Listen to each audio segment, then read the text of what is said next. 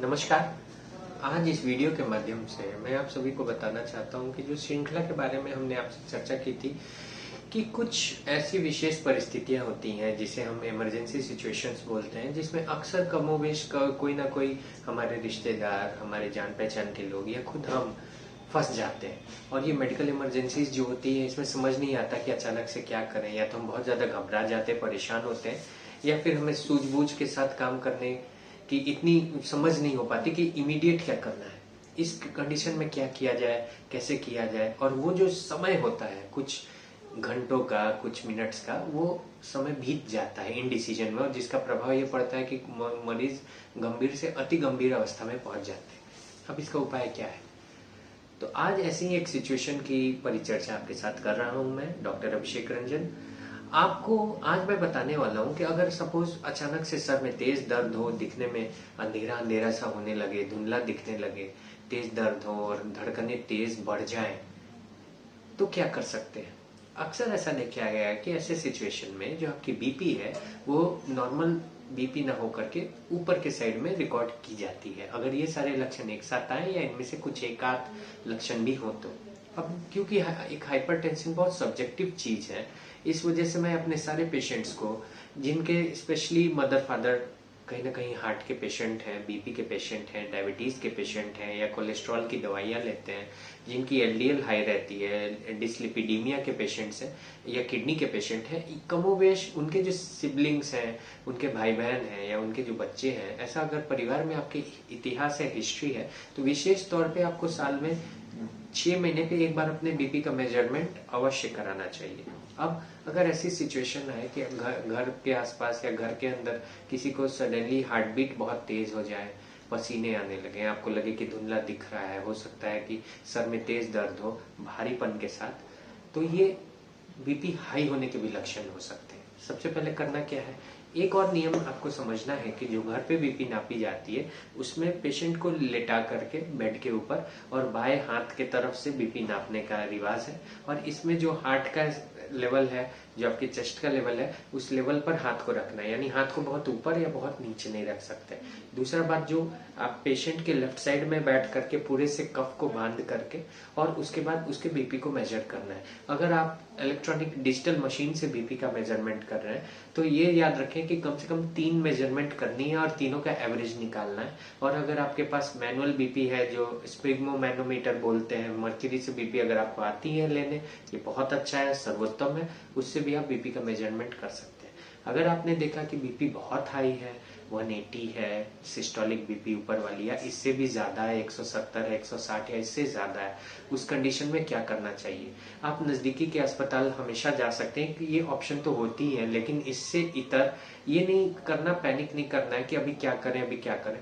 सबसे इंपॉर्टेंट ये है कि ये आप जरूर इनेबल करें कि उस पेशेंट को और ज्यादा बेचैनी, घबराहट ना हो। आराम से शांत वातावरण बताएं।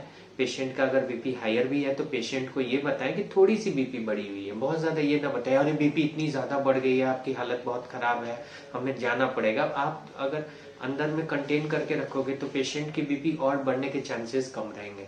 सर्वोत्तम है पेशेंट को ईज आउट करिए, पेशेंट को रिलैक्स होने दीजिए, तेजी से सांस लेनी छोड़नी है। पेशेंट एक ईज्ड आउट वातावरण में रहेगा, उसके बीपी होने के कम होने के चांसेस भी बढ़ते हैं।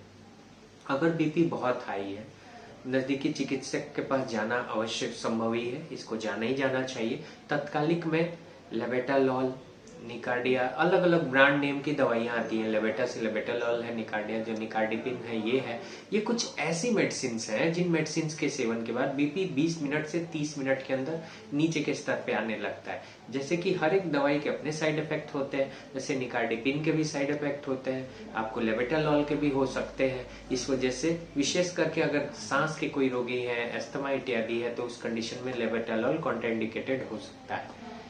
तो इन दवाइयों के सेवन से बीपी आपकी कमोबेश कम स्तर पे आती है 20 मिनट से आधे घंटे में। मेडिकल इमरजेंसीज के लिए ये सेफ दवाइयां हैं, विशेष करके अगर पेशेंट प्रेग्नेंट है उस कंडीशन में भी ये दवाइयां दी जा सकती हैं।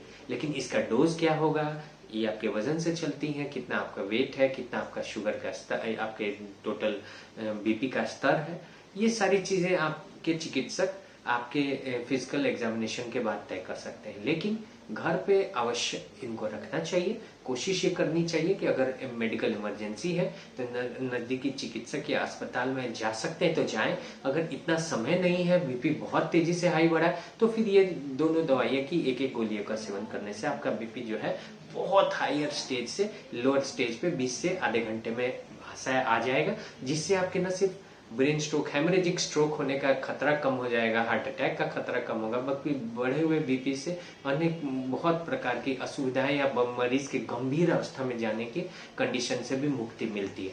आपको वो जो थोड़ा सा समय, घंटे 2 घंटे मिल जाएगा बीपी जब कम होगी, उस कंडीशन में आप अच्छे से हॉस्पिटल या चिकित्सक के पास जा सकते हैं। विशेष करके ये इम्पोर्टेंट इसलिए है जानना, क्योंकि अगर रात के समय बहुत ज्यादा बीपी ऐसा हाई हो जाए, आपको समझ में ना आए, ये गोलियां आपके पास हो, तो इन गोलियों के एक एक सेवन के बाद हो सकता है कि सुबह तक का आपको वक्त मिल जाए जब आप नजदीकी चिकित्सक के पास दिखा सकें। और क्यों बीपी बढ़ा, इसका आवश्यक है कारण जानना, क्योंकि इस डायग्नोसिस तक पहुंचेंगे कि बीपी बढ़ने का मूल कारण क्या था, तो आगे आने वाले समय में बढ़े हुए बीपी के दुष्प्रभाव से न सिर्फ बचेंगे, बल्कि दोबारा से बीपी ना बढ़ जाए, इसका भी इम्पोर्टेंस रखना है कि दोबारा बीपी ना बढ़ जाए।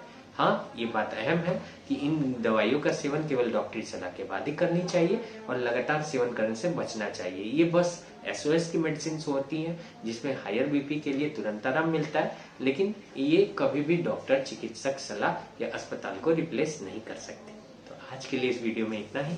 लंबे अरसे से परेशान बीपी के लोगों के लिए एक इम्पोर्टेंट पॉइंट बताता चलूं, हम लोग कई सारे लोग जो है सेंधा नमक या नॉर्मल नमक, आयोडाइज्ड नमक, इन सब में भेद करते हैं कि सेंधा नमक से कई सारे लोग भ्रांतियों से पीड़ित हैं कि इसको खाने से बीपी कम होती है, इसमें सोडियम कम होता है। ऐसा कुछ भी नहीं है। सारे नमक में एक बराबर सोडियम की मात्रा पाई जाती है, इस वजह से इस भूल धारणा में ना रहे। हाँ, अगर आपको बीपी है, अचार, पापड़, जिन चीजों में नमक बहुत ज्यादा है, इसके सेवन से बचें, विशेष करके टोमेटो सॉस, केचप इत्यादि से। तो आज के लिए इस वीडियो में इतना ही। जय हिंद, जय स्वास्थ्य क्रांति, राधे राधे।